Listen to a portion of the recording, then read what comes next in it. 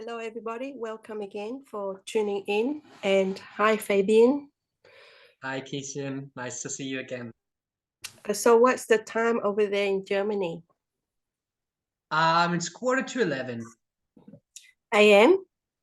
a.m. as the light is still up. Yeah, it's a.m. Yeah, but it's 4:45 PM here. Oh wow! So you know already what's gonna happen in the day. Yeah, I'm your future. Okay. And Yes, you're my past. that's right. Wow, that's so dimensional. um, okay. So we're going to talk about obstacle today. Yes. Uh, because as we sit down and meditate, we will basically look into ourselves. And those are the obstacles that is in our way into the depths of ourselves, or or the obstacles that is preventing us from connection, preventing us from going into the unknown, preventing us from going beyond, preventing us from transcending. So, Yes. so basically, the obstacles are the sense desires, what we don't know, or you can call it doubt.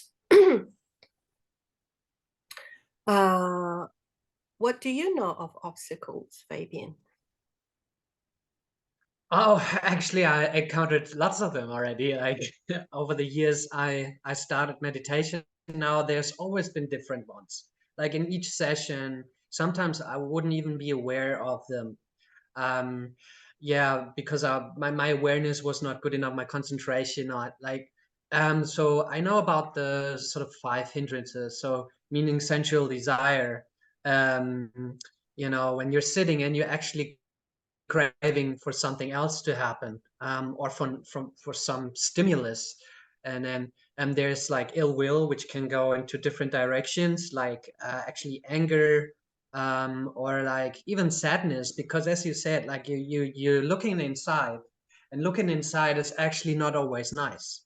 It's actually when you actually realize that there's so much stuff there, so much clutter, so much um, things which actually get you into a very not nice mode.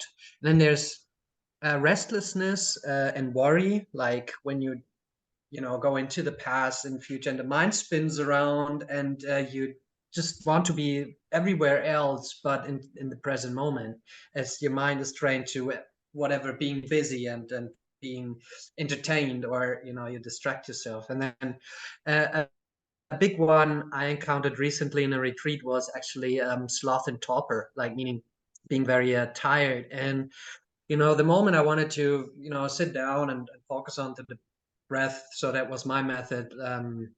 And yeah, I nod off, and then of course I reestablish the mind onto the object, but it didn't want to stay there. So it was like a huge whatever blanket of of dark,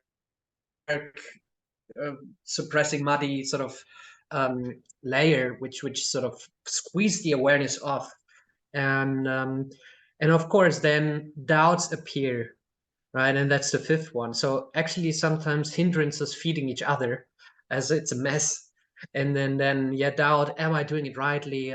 Why can't I just stay on the object? What's the hardest bit? And then you just start to have ill will towards or anger towards what's actually happening. So yeah, many hindrances I encountered. Yeah, so that's what I know about hindrances. Yeah. So yes, so you mentioned quite a lot there, and it is, and the purpose of obstacle or hindrances, or you can say pollution, is to cloud the mind, cloud the clarity. It's like our mind, when it is very still and clear, it's like glass. It's like the glass on the surface of the water, right? And imagine your mind is a pool, right? And when it is glass and when it is pure, you can see, right? You can penetrate and see right to the bottom of of the pond, right? That's right. Yes.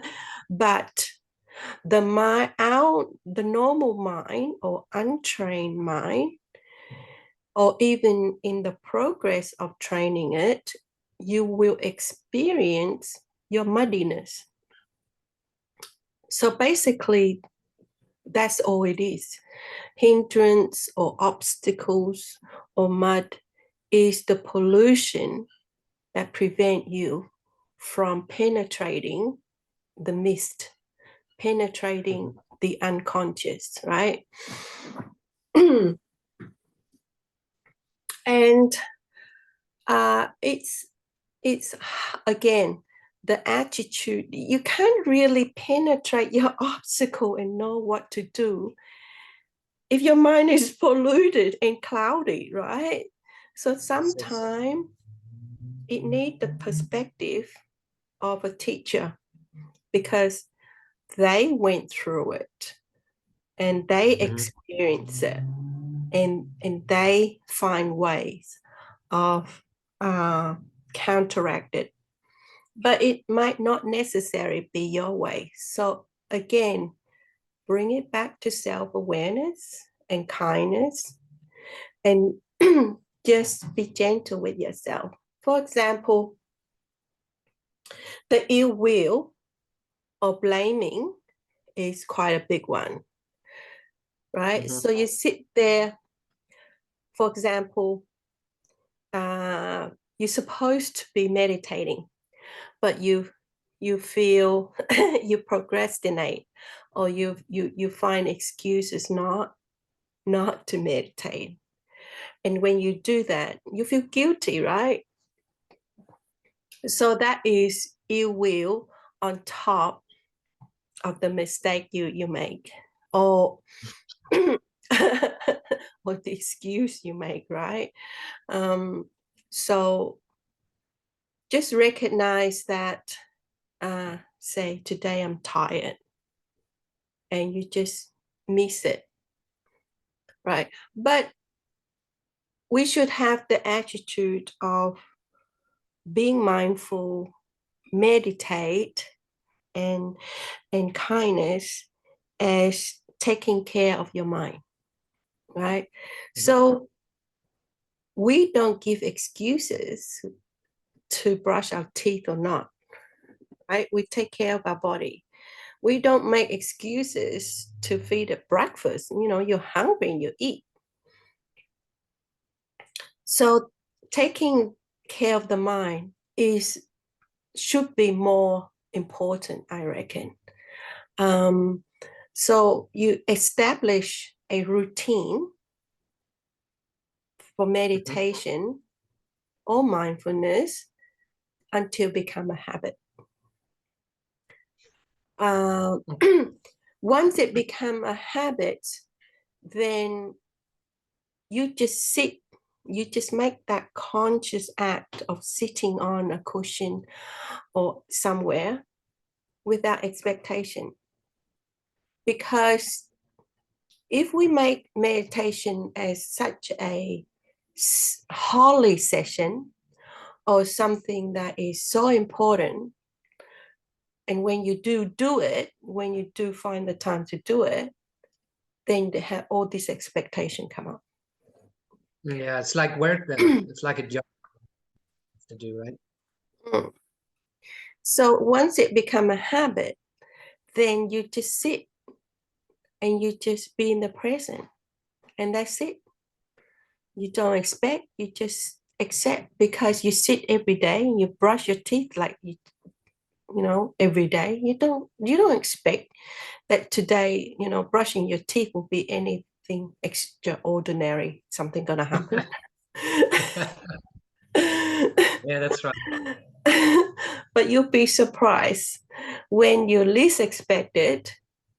That's when the things happen.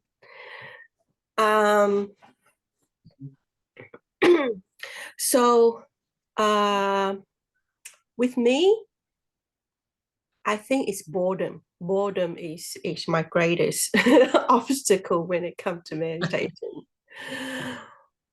But once you experience something so much, so many times, that it becomes familiar. It's like old friend, So when it come up, there's not so much disturbance. There's not so much resistance. And identifying with it, right? Like you're not identifying with it anymore. It's just like, okay, Yeah, like a I experienced this way a lot of time before. So today it's okay. And then you just accept it and you relax and continue. yes. Um, Restlessness, that's a hard one. With me, if it's restless because there's lots of energy going on, then I would do walking meditation, right? So basically, walking meditation is just you designate a distance, say 10 or 15 steps, and you just walk naturally from one end, stop, turn, and walk back and forth. And as you do that, you're mindful of your feet, you're mindful of where you are. So all is about practicing mindfulness. Mhm. But you give your mind the motion of your feet so it doesn't wander. Okay. And just a quick question to that. So you said before that you basically are establishing a habit that you meditate whatever and you just sit down and and but isn't it like important to also stop other habits in that, right? Like isn't it important that say mm, if you're a smoker, right? Like and or if you like to drink alcohol, and doesn't it cloud the mind even more so that this habit actually overshades or covers the other habit, or has it in a fit? Yes, So so mm, so you are touching on addiction. for instance, or like entertainment is also another one, right? Like for instance, if you're hooked on a certain Netflix series, right, and then you decide, okay, like before I watch the next episode, I just sit down for like 15 minutes and or like 30 minutes, and then yeah, you're just thinking about this particular series. And then of course your mind is not inclined towards the meditation habit, it's more inclined towards the watching habit.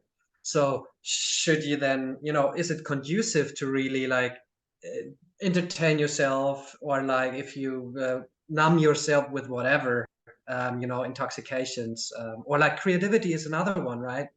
So you're writing Yes. a book or you're drawing a painting, and then yeah, it's then the mind's like, oh yeah, I could do this, I could do that, I could write like that.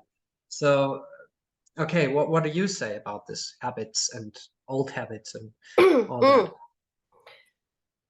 So if we say developing mind, it's about also meaning discipline. Mhm. If we let the wild aspect of ourselves runs, um, then we're not disciplining it. We're not training it, right? Um, it is it is when it's the most painful, that's when the growth is. It's like when you go and train bodybuild, you get used to, say, lift 10 kilos. But if you keep lifting 10 kilos, it's not going to build your muscles, right? Mm-hmm. You got to up it. You got to increase to 20 kilo. But when you lift 20 kilo, it's really tiring to the point of painful. Yes. But you have to keep lifting the 20 and then increase to 30. And that's how you develop your body muscle. The mind too. The moment you recognize an addictive pattern, thinking pattern, or habitual pattern, and you want to challenge that, you want to challenge it a little bit, not to the point of struggle and pain. That's not the kind attitude, right? You it's like you don't jump from 10 kilo to 50 kilo, right? That's harming yourself. That's hurting yourself. It's the same thing with the mind. You don't go and sit 5 minutes and then tomorrow increase to 1 hour. Yes. You slowly build it up. The same thing with interrupting a habitual addictive habit. It's just challenging it a little bit, challenging, but you got to challenge it, right? You can't stop an addictive pattern or weaken it if you don't challenge it. But at the same time, challenge it in a soft way, a kind way.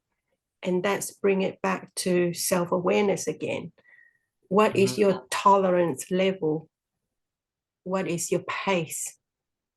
Right? Mm-hmm. It's okay to challenge it a little bit. Some people can challenge a lot, but you have to know yourself.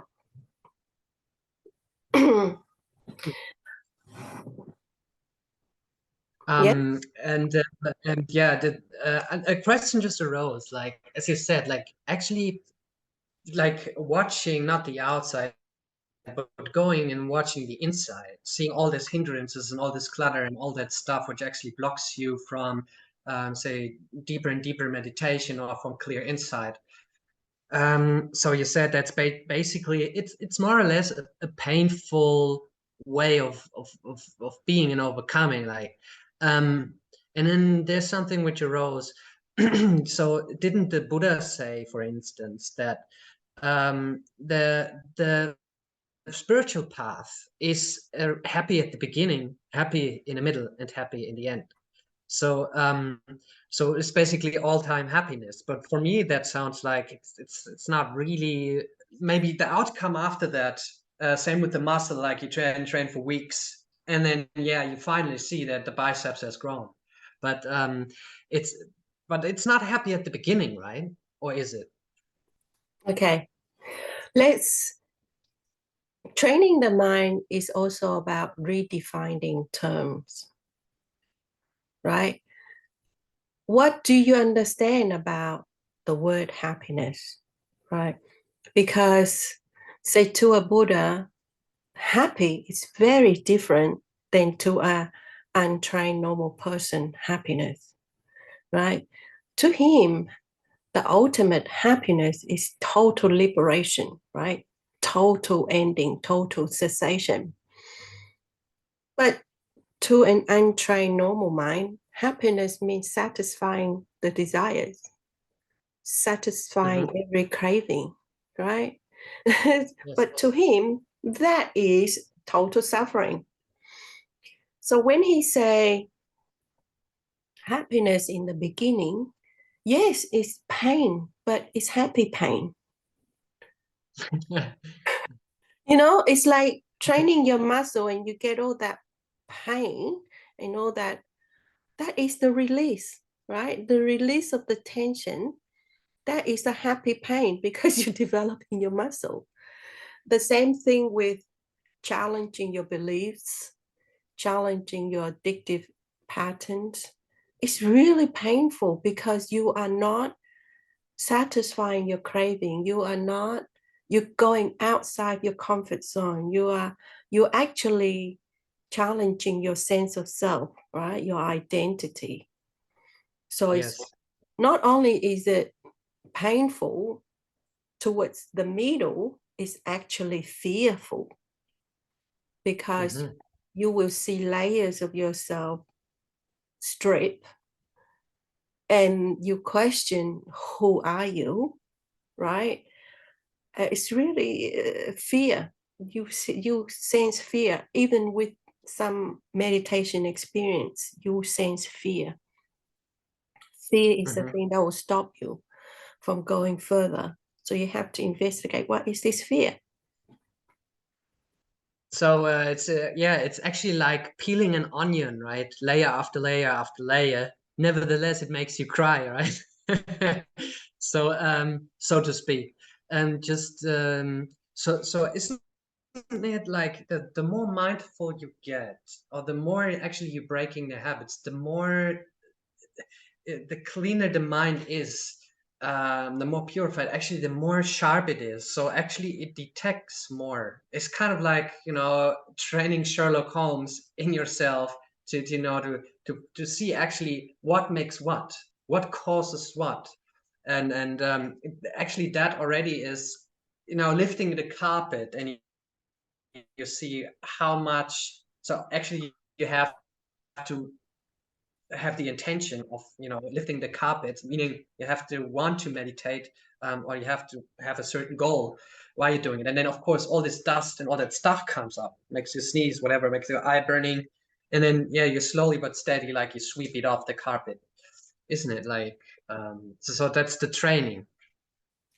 Yes, with meditation, mindfulness, and this kindness attitude, kindness to yourself, kindness to other people, kindness to animal, kindness to the environment,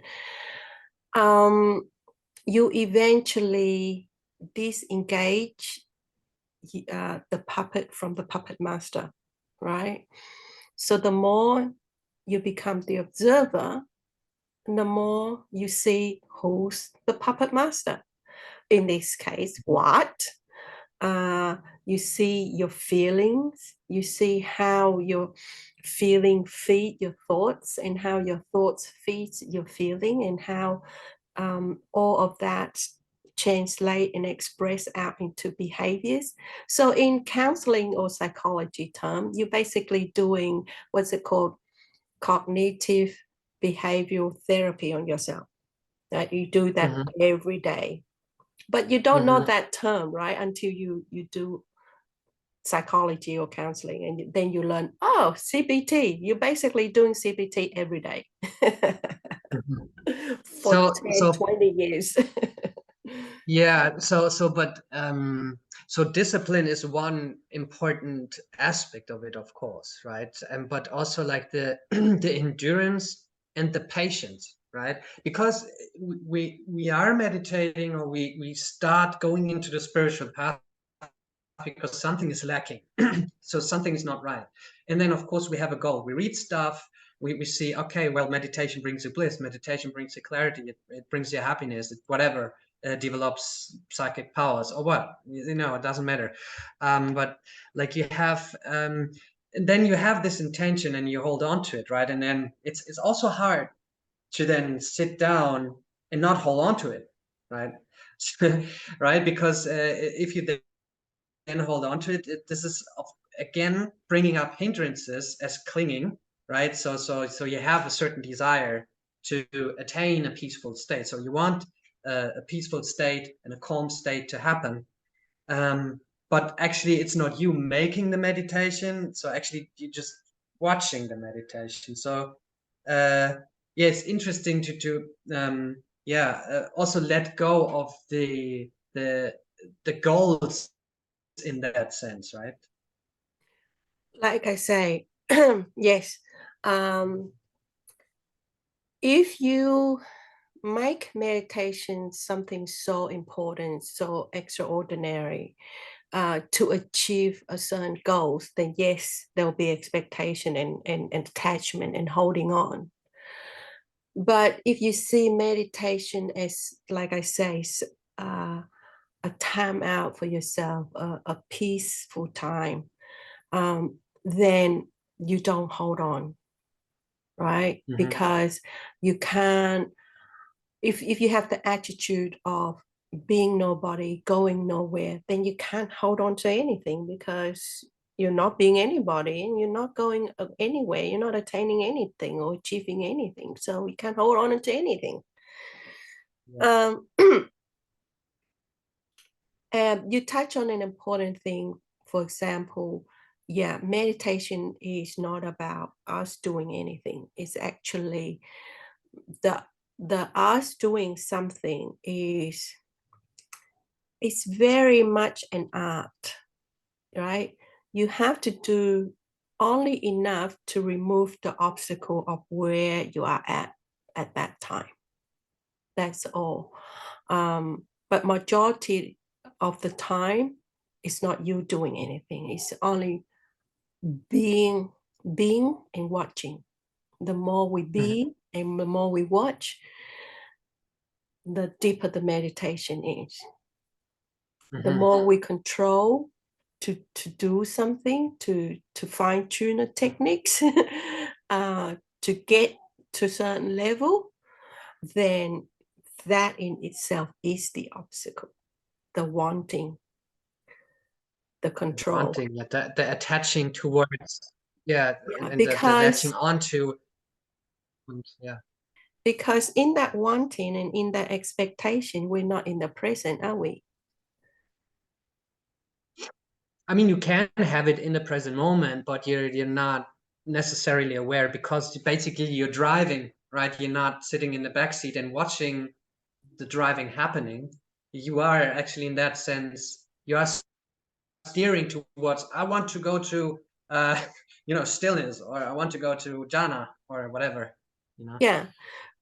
When, okay, when the thoughts pop up of the future or of the wanting or of the expectation, and you're in that future, then you're not in the present, right? In the present, you acknowledge that it is that it arises, but you don't go there, right? And Mhm.